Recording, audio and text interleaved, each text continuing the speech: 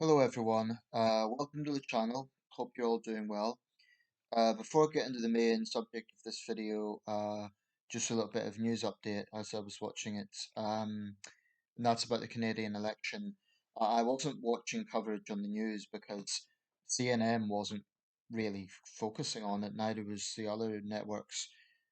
So I was looking at a network on YouTube and pretty much following the results as they came through. Of course, Atlantic Canada came first and then it trickled through. Um, and it looks like Trudeau has won re-election, but with a reduced government, minority government. So it's going to be a tough time for him. This is politics, he's going to probably have to do some compromising. Um, but I wonder if it indicates which direction Canada is going in, i.e., the previous video I made about this was talking about the Conservatives' more hardline stance on China. China did come up on one of the debate issues, and the other leaders were all attacking Trudeau for not doing enough about the two Michaels.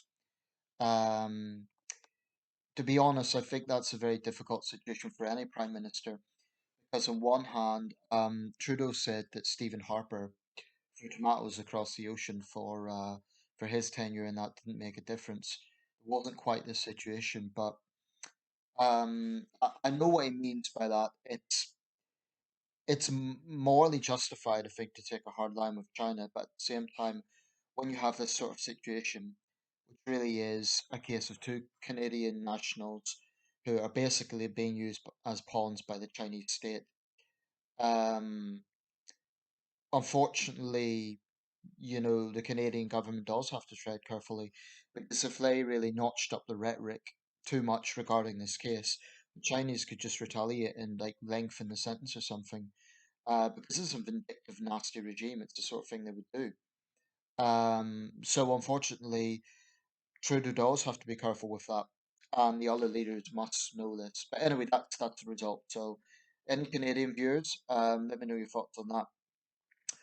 But to the main point of this video, um, it kind of encompasses two subjects, and they're related: empathy and compassion. Empathy and compassion. Um, I think the modern world in many ways is very cynical, and we're even cynical um, about the notion of kindness and compassion. I think partly because, I mean, for someone like me, I'm quite critical of self-described social justice warriors because more often than not, they're hypocrites. I watched a short film the other day. If you come across the channel Omeletto, I recommend it. Some very creative, intelligent short films there. The average between, well, this one was only 5 minutes. Some of them are up to 20 minutes. Anyway, spoiler here, I'm going to tell you what this little film was about. So, stop listening for the next 2 minutes if you don't want to know, but I think it highlights the point I'm making. Um, so yeah, a couple are on a date, and they're in a restaurant, and the man, at first it seems fine, they're joking and laughing, but then the man starts telling some, let's say, risque jokes, a little bit edgy, a little bit politically incorrect, and some of them are race-based, right? Whether we'd call them racist or, just a little bit edgy. But anyway, she doesn't appreciate it, and he kind of feels awkward and he wants to move on. But she basically gets into this big lecture about how he shouldn't tell racist jokes and so on, and it makes her very uncomfortable and so on. Anyway, suffice to say, the date kind of ends on an awkward note because they've had this argument. And then they're outside. This is a white couple. They're outside, and the black guy comes up to them, and he's just a DJ looking for directions. Now, immediately the woman gets sort of defensive, like, "Oh, I don't have any money. I don't have any money." And the guy just says, "Yeah, sure, the club's in this street, and take a left or whatever it is." And the point here is, this woman was very self-righteous and pontificating that she's an anti-racist, but in the end, she was actually the one showing prejudice to the black guy. So I thought it was an interesting little film. And it's, when I first started watching it, I thought, oh, this is going to be sad. But actually, in the end, that was the message. So what I'm driving at is I think that there's a cynicism about being open-minded in a sense, or there's a cynicism about having values in a sense, because I feel it has been hijacked by a certain political ideology. That's what I feel. I feel that there's a lot of good people out there on left and right, but because hypocrisy is easy to expose, especially when you have, people who are going out of their way to shame others, then it's very easy to be cynical and sort of think that every good deed is that. Actually, it's not. And I think, I've criticized the left for wokeism. I've criticized the left for identity politics and divisive race baiting and all of that. But I do think one area where the right could do better is they don't always give the impression of having empathy. I mean, in this country, there's still a lot of people would, raise an eyebrow if a Conservative MP said they really cared about the homeless. I remember, I think it wouldn't have been the last general election. I think it was the 2017 general election.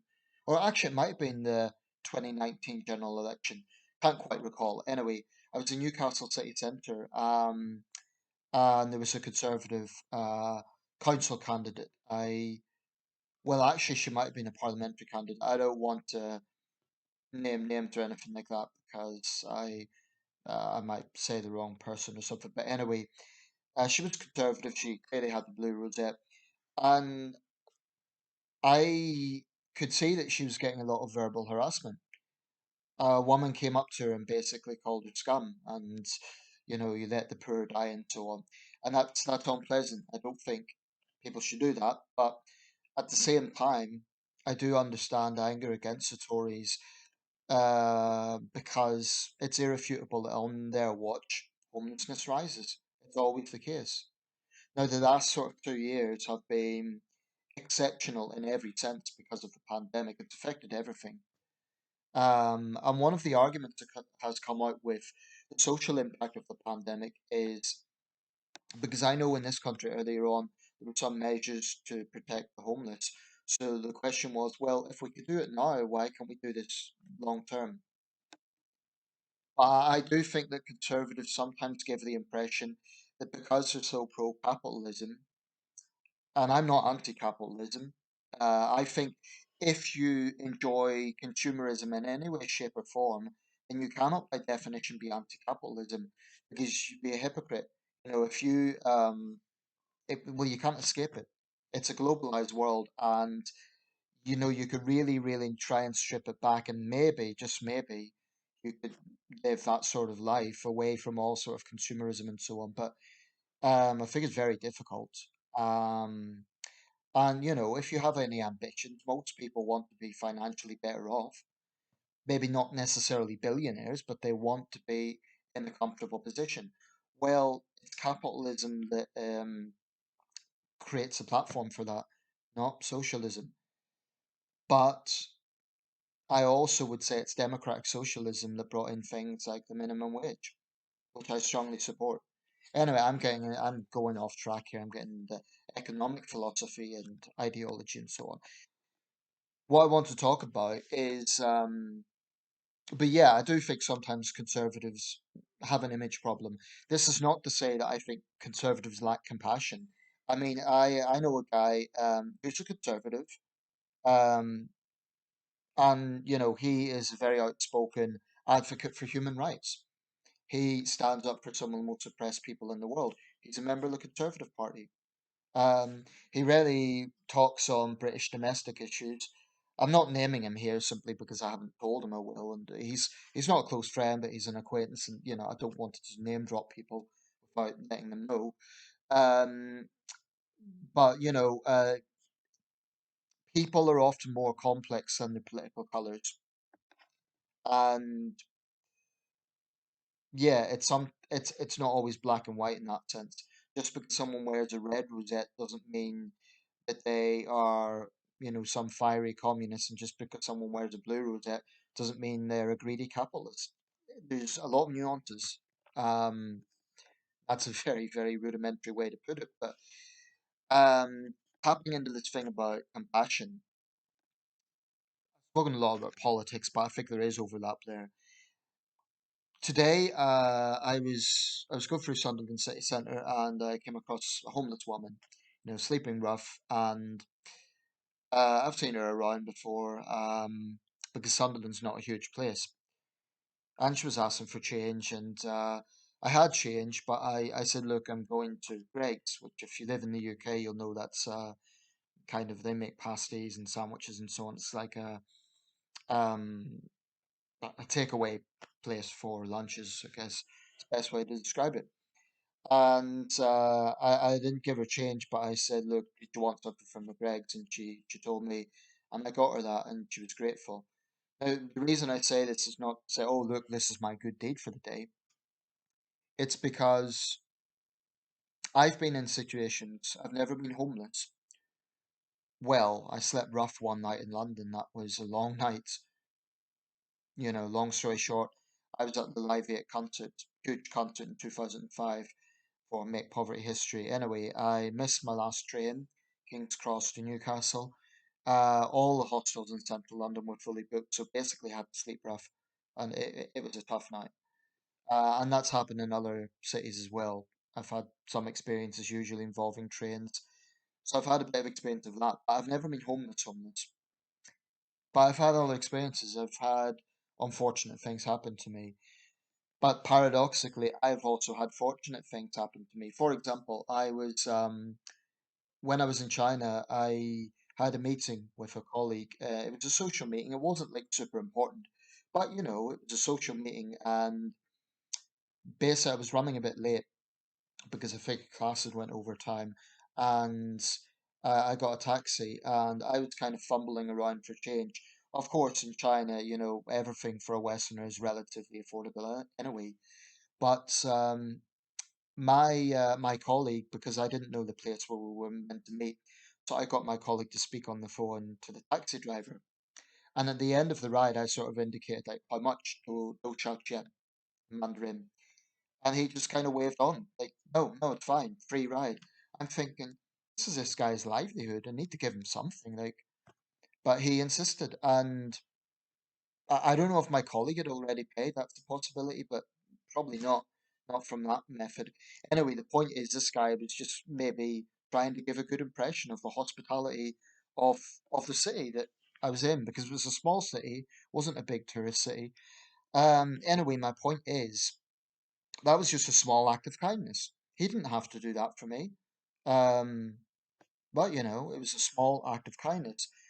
I remember once I was on the Tyne and Wear Metro, Newcastle Airport actually. There was a Hungarian couple, middle-aged Hungarian couple, and they could speak English, but it was broken English, and they were obviously here for tourism. I guess just a weekend in Newcastle, and they were sort of looking at the map, and I asked if I could help them, and uh, told them the connecting stations and so on, and it was a very small thing. But for me, it's again, I've been in similar situations where I've relied on help or information from people. So I think doing good deeds, if I could put it that way, small acts of kindness, okay, it might make us feel good, right? I gave blood yesterday. I signed up to an NHS survey. Does it feel good? I'm not going to lie, it does, because I have an acquaintance who she said that she actually had an operation this week, and it was blood donors, her words, like me, who helped. So knowing that, I'm not going to lie. Yeah, it's a good feeling. Um, I don't think there's anything wrong with some people are sort of like there's no such thing as selfless good deed. Well, the way I would look at that is if you feel good about a good deed, you're getting something from it. But you're not getting something materialistically, you're not getting something in a monetary form. It's just a sense of this small action makes a difference. And I say that that's fine. That's absolutely fine. I wouldn't criticize anyone for feeling that way. But for me personally, it's not like I think every day, what's my good deed for today? There's days I go by and I don't help anyone, not just because the circumstance doesn't arise. So it's not about being overly virtuous or, I don't know, trying to be holier than thou with other people. Believe me, I've got flaws. I can have a quick temper. Um, Sometimes I will maybe take an easier choice for my convenience, you know. So I certainly don't see myself as overly virtuous, but I try to be a decent person. And what this all comes down to is you can never know what situation you're in. You might find that you one day are needing that help. And this also taps into judgment. I mean, again, maybe this is for another video. I don't want to overcrowd the subject matter, but a lot of people are quick to judge without being in someone else's shoes. We've all done it. I'm guilty. I've done it. I've judged people, perhaps unfairly so. I try not to, but I'm sure I've done it at times. We all do it. It could be someone in the news that has made a particular decision, particular life choice, and we think, oh, I would never do that. But the truth is, we don't know what other people go through. So, although I'm skeptical of victimhood complex, I'm very skeptical actually, and I have a big problem with people who will use a demographic to their advantage. I think that's pretty despicable actually. Oh, it's because I'm a woman, it's because I'm a minority, it's because I'm whatever. I think that's very cynical and it's a very manipulative thing to do. But it doesn't mean that whenever someone is complaining about something or talking about a life experience, that it should just be disregarded or that they're making it up. That's not true either. I think we need to listen to people, hear what their experience is, and respect that. I don't think it means necessarily agreeing with it, but people are too quick to judge. Um, I mean, I've seen sometimes people coming out with statements, and it's so obvious that they don't know what they're talking about because they haven't been in the shoes of people who've been through that experience. Um, but like I said, I think we all do it to an extent. I think we all even, there's this thing about subconscious bias. I think it's probably true to some extent. Um, I mean, I'll be quite honest. If I'm in London, for example, and I'm walking down the street and there's a group of young black guys, and they're talking loudly and they are, maybe wearing hoods, I'm going to be nervous. Now, that's technically prejudice, but I would say it's prejudice with some basis because London has a problem with knife crime, and often, frankly, it's involving young black men. Oh, you can't say that. That's politically incorrect. But the point I'm driving at here is there is a basis to the way we feel about things. And sometimes it's based on overthinking, sometimes it's based on misconceptions and prejudice. But I would argue we are all guilty of it. Now, paradoxically, a young black man might think, well, everyone looks at me in a certain way, they're racist. So he might also have that prejudice, but in a different way. So my point is, we all do it. Um, and we need to stop throwing around these loaded terms without really, I mean, I know I'm preaching to the converted here because my subscribers are intelligent, reasonable people, right? I know that I'm not just trying to flatter you guys, but I know that from the comments you leave, you're intelligent, decent, reasonable people. So if I was trying to say this to someone who maybe was less, for want of a better term, open-minded, centrist, moderate, they might jump on that and say, oh, you're a white guy, you're saying that. It gets very tiresome trying to reason with that logic. But anyway, I'll just conclude with this. I think on some level, we all have judgment. He is not to allow that judgment to make us bitter and so prejudiced that we're treating people in a hostile way for no reason. And I think that we also have to be a little bit careful not to overly judge others. Like I say, I've done this. I'm guilty of it, and I'm not proud of that. I'm not suggesting I do it often, but I know I've done it. And I remember there was an ad made, I think it was in the 80s, a friend sort of drew me to this, and basically the ad showed one situation from different angles. And I don't remember the exact details, but I think it showed a woman who looked frightened. And there was a young man who was a skinhead, leather jacket, he looked tough. This would have been the 80s, when the National Front was notorious. And he's running towards the woman. And you're immediately drawn to think, okay, he's a mugger, or that's the situation. Now, what's actually happening when you pan out is there is a builder's bucket that is falling down and it's going to hit the woman. And this young guy is actually trying to get her out of the way. In other words, he's a good guy. But it's sort of saying we cannot. I wish you knew the exact details of that ad because it was an effective one. But we just don't know someone's situation. That channel Omeletso, another film I'll briefly mention. Black Salesman. He's not having much luck in his team. He's not getting many sales. It's door-to-door sales. And again, disclaimer here, if you haven't seen it, maybe don't listen further. But maybe listen, you might not intend to see it. But basically, he goes into this house, middle-aged white guy, and the man seems normal enough, but then he goes to the guy's living room, and there's a big Confederate flag hanging up, and obviously he's uneasy about it. And the man can tell that he's uneasy about it. So then he just starts talking to me. He says, "Look, some people think this is a symbol of hate. It's just heritage." And he has this whole monologue. Now, I'm not saying I entirely agree with what he was saying, but it does make you think. And his window is like boarded up, and what happened is some people put his windows in because of his Confederate flag. Um, and in the end, the young guy gets his first sale. So here you have a black salesman getting his first sale from a conservative southerner with a Confederate flag. It's interesting. Again, I'm not saying that's exactly a real world situation, but it gets you thinking.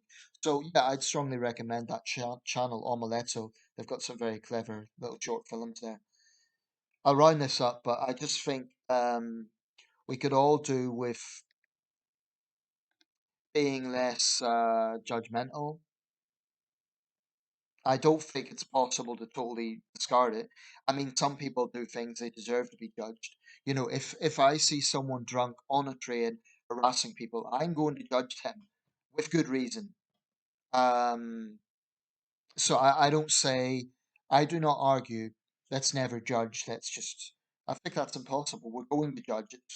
And anyone that says they don't, I think they're lying or they are not being entirely honest with themselves. We all judge, some more than others, and we should just try to reduce it. But I also think empathy and kindness go a long way. Not to be naive, because you get people, for example, who claim to be rough sleepers or they pretend to be, and they're not. We've heard these stories about guys pretending to be former soldiers, and then they're exposed as just making it up. Um, so I think it has to be matched with being sensible. And again, just a quick story on that. When I was at university in Wolverhampton, came across a young woman. She was in floods of tears. She said she'd been kicked out of her home. She said she had no way to, no, she'd argue with her boyfriend and she had to get home and she had no fare for, I think it was £10 between Wolverhampton and Telford. And basically, I took sympathy on her and I gave her a tenner, which covered it. It was probably 9.50 or something. Anyway, 10 quid for a student is it's 10 quid. So that night, what happens? I see her clubbing with my tenor. And I thought, you little liar. So Unfortunately, when you get people who are fraudulent and they lie and they take advantage of people, it does create a cynicism. So reading situations is also important. A lot of people, for example, don't like to give money to the homeless because they assume they'll just use drugs, which again is a prejudice, but it does happen. Homeless people themselves might say, but that's an assumption. But it's an issue. It is an issue among rough sleepers. So what I prefer to do when I can, I won't lie, I've given change, but I prefer to get them a hot drink because that's going to be, if it's a cold night, that's something. It's something. Um, I've even had a situation where simply acknowledging a guy who was a rough sleeper, he thanked me for it. I didn't give him any change, I gave him nothing. But the very fact that simply acknowledged him, he appreciated. And those are complex issues. And another thing, I've heard, people who work in that sector helping homeless people, they're actually quite hard edged sometimes because they can see a side that the public don't necessarily see. They see, for example, that you get some people on the streets who I think most people sympathize with them because of how awful it would be to not have a roof over your head. But the flip side of that is some of them have brought the situation on themselves because they've treated other people really badly and perhaps, for example, they abused elderly parents and those elderly parents threw them out because they were at their wits' end. I've heard of cases like that. There's other scenarios. So I'm not saying, oh, well, then we shouldn't solve the problem, but sometimes, people do bring on their own problems, and I think that society needs to look at solutions, but it's a balancing act. It's a balancing act. I would say this, so final point. If you're really hard edged about everything and you have no human compassion, and here's the thing, people say, oh, I look out for my family and friends. Well, nah, the real test of kindness is can you be kind to a stranger? It's fine being generous with your family and friends, very nice. But if you stick your nose up at a stranger who is in difficulty, I'm not talking about healthy skepticism. I'm talking about just being like, oh, not my problem. Yeah, I would question someone's moral values if they are not prepared at all to have any, like, absolutely nothing. Like they never give money to charity. They never do something to help wider society or people less fortunate than themselves. It's not about being overly virtuous, but something. That's all. Because you don't know what your future could be. You don't know that you won't have difficult times and you might need to rely on the kindness of a stranger. I know I have. I'll leave it there. Something to think about.